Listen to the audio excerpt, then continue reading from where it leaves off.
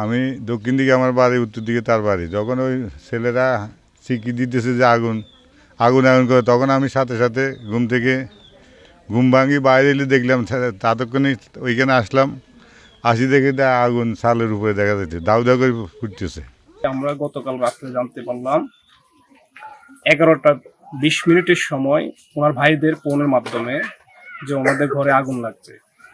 তো আমরা আসি এবং ফায়ার সার্ভিসের কল্যাণে, গ্রামবাসীর সহযোগিতার কল্যাণে অগ্নিটা নিবানো হয়। তখন সম্ভবত আগুনটা আমি তো এখানে প্রথম সবার আগে আইসি ফোলানের সাথে একসাথে, যারা চিকি দিছে তাদের সাথে একসাথে আসি দেখি আগুনটা জ্বলতেছে চালের উপরে। আগুনটা মনে হয় আরও অনেক আগে লাগছে।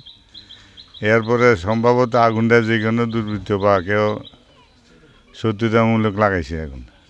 সন্দেহভাজনভাবে আমরা সন্দেহ করতেছি যে দুর্বৃত্তদের হাত আছে, এবং অগ্নি নির্মাণের পরে আমরা আমাদের ক্ষয়ক্ষতির দিকে তাকিয়ে দেখি যে মানে ওনাদের ঘরে আসবাবপত্র সহ যাবতীয় যত মালামাল অথবা টাকা পয়সা স্বর্ণ অলংকার যা ছিল সবই নিঃস্ব হয়ে গিয়েছে।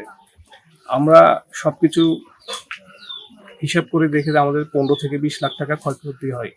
আর গরিবিতে যথেষ্ট পরিমাণে আসছিল, আমার বিদেশ করছে তো বিদেশে পয়সা কামাইছে।